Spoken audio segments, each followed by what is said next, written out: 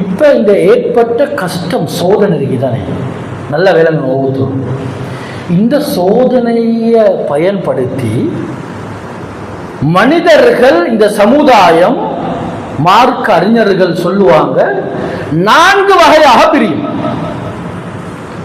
அதுல ஒவ்வொருத்தரும் யோசிங்க, நாங்க எந்த கட்டத்தில் இருக்கிறோம்.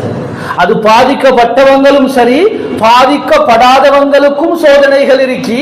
அதுல நாங்க எந்த வகைன்னு நாங்க இப்ப எங்களோட சிந்தனையில கொண்டு வருவோம், மெமரிக்கு கொண்டு வருவோம். அதுல முதலாவது வகை சொல்லுவாங்க தெரியுமா, அல் ஜாஸிஉன். ஒரு சோதனை வந்தா கடிந்து கொள்ளக்கூடியவர்கள். அவருக்கு அந்த கோதனை வந்தா அது சோதனை விளங்குதில்லை, கோபப்படுறாரு, கடினமான வார்த்தைகளை பேசுறாரு. அட எங்களுக்கு இந்த சோதனை வரணுமா? நாங்க காலாகாலம் சோதிக்கப்படுறோம். ஒவ்வொரு வருஷத்திலும் 2-3 ட்ரிப் எங்களுக்கு தான் வெள்ளம் வருது. நல்ல கெட்டவர்கள் இருக்கிறாங்க, அவங்களுக்கு வருதில்லை.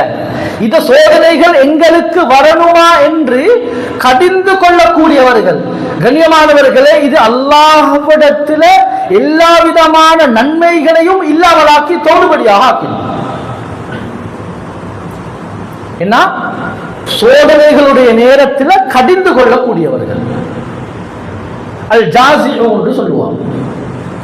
கண்ணியமானவர்களே, எங்கள்ல எது லாபம் இருக்கி, எங்களுக்கு பின்னால என்னத்த நஷ்டம் இருக்கி என்றதை அல்லாஹ் தஆலா நல்லா விளங்கினவன்.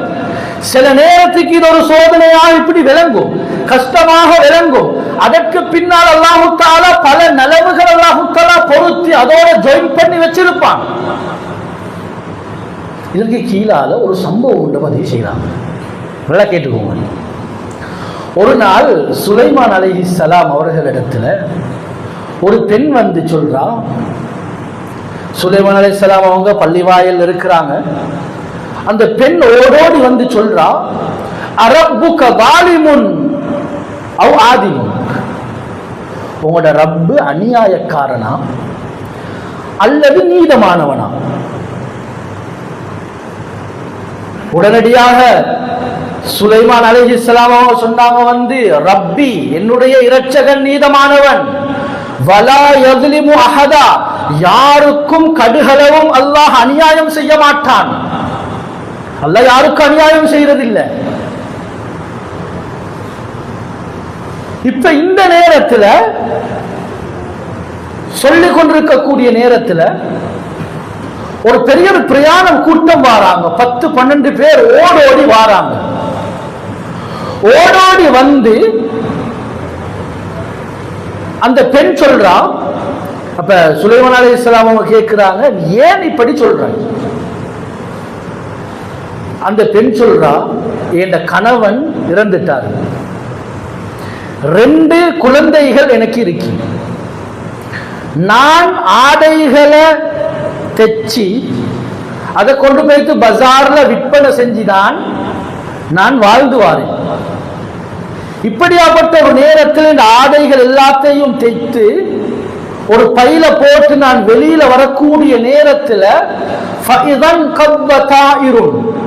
ஒரு பறவை வேகமாக வந்து, கழுகு போன்ற ஒரு பெரிய பறவை வந்து என்னுடைய அந்த பேக், அந்த பைய அப்படியே தூக்கி கொண்டு சென்று விட்டது. நான் என்னுடைய பிள்ளைகளும் எப்படி சாப்பிடுறது? பசியோடு கஷ்டத்தோடு வாழ்றோம். அதனால தான் நான் இப்படி கேட்டேன் என்று சொன்ன நேரத்தில் அந்த பிரயாண கூட்டம் ஓடோடி வந்து உடனடியாக சுலைமான் அலைஹிஸ்ஸலாம் அவனுடைய கையில 100 திர்ஹங்களை ஒவ்வொருத்தரும் கொடுக்குறாங்க. 12 பேர் கொடுத்து சொல்றாங்க, நாங்க ஒரு நாள் இதுக்கு முன்னால ஒரு கடல் பிரயாணத்துல வந்தோம். கடுமையாக காத்து வீசிச்சு, மழை, கடுமையாக காத்து, புயல், கப்பல் பிறப்பாக்குது. உடனடியாக நாங்க ஒவ்வொருத்தரும் நாங்க நேர்ச்சி வச்சோம். நாங்க நல்ல ஆரோக்கியமாக எந்தவித ஆபத்தும் இல்லாம நாங்க ஊருக்கு திரும்பினா ஒவ்வொருத்தரும் நாங்க 100 திர்ஹங்களை நாங்க ஹதியா சதக்கா செய்வதாக நாங்க நியத்தி வச்சோம். இதோ இந்த இடத்துல இறக்கி தேவையானவர்களுக்கு கொடுத்துடுங்க என்று சொல்லி உடனடியாக கொடுக்கிறாங்க. உடனடியாக அவங்க சொல்றாங்க, நாங்க அந்த பிரயாணத்தில் ஈக்கக்கூடிய நேரத்தில் ஒரு பெரிய ஒரு பறவை ஒரு பெரிய பிடவைகளை தேய்த்த பிடவைகளை கொண்டு வந்து அப்படியே எங்களுடைய கப்பல்ல போட்டுச்சு. உடனடியாக நாங்க என்ன செஞ்சோம், அது அப்படியே அந்த பையை எடுத்து அப்படியே கிழிச்சு இருக்கக்கூடிய பிடவை எடுத்து எங்களுடைய கப்பல்களை அப்படியே நாங்க மூடிக்கொண்டோம். ஆரோக்கியமாக நாங்க வந்து கடல்ல இருந்து வந்து நாங்க ஆரோக்கியமாக தரையிறங்கினோம். அதுதான் இந்த சதக்காண்டு சொல்லி உடனடியாக கொடுத்தாங்க. உடனடியாக சுலைமான் அலைஹி ஸலாத்து வஸ்ஸலாம் அவங்க அந்த பெண்ணை திரும்பி பார்த்து சொன்னாங்களாம், ஏ பெண்ணே, அத்தஜஅலீனஹு வாலிமா, இந்த எங்களுடைய இரட்சகரை நீ அநியாயக்காரன் என்று சொல்கிறாயா? என்னுடைய இரட்சகன் எப்படிப்பட்டவன் தெரியுமா? யுதாஜிருகி ஃபில் பர்ரி வல் பஹர், கடல்லேயும் தரையிலேயும் அல்லாஹ் உனக்கு வியாபாரம் செய்து தருகிறான். அந்த பறவை வந்து கொடுத்தது உனக்கு அநியாயத்துக்கு அல்ல, அது ஒரு வியாபாரம், அல்லாஹ்வுடைய வியாபாரம். உனக்கு பாரு சொன்னாங்க, விளங்கப்படுத்தினாங்க, இந்த பைக்கு பகரமாக இந்த துணிக்கு பகரமாக எத்தனை 1000 திர்ஹங்கள் உனக்கு சேர்ந்திருக்கி. கண்ணியமானவர்களே, சில நேரத்தில் நாங்க மெமரியில வச்சு முன்னுக்கு வச்சு பிரச்சனைகளை பார்க்கக்கூடிய நேரத்தில் அது கஷ்டமாக இருக்கும், சிரமமாக இருக்கும், புத்திக்கு படாது. ஆனா அதுலுக்கு அல்லாஹ் தஆலா பல நலவுகளை அல்லாஹ் மறைச்சு ஜோயின் பண்ணி தான் வச்சிருக்கிறான். இது மனிதர்களாகிய எங்களுடைய புத்திக்கு படாது.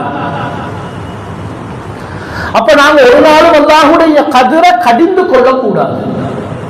இது அல்லாஹ்வுக்கு மிக வெறுப்பான ஒரு செயல்.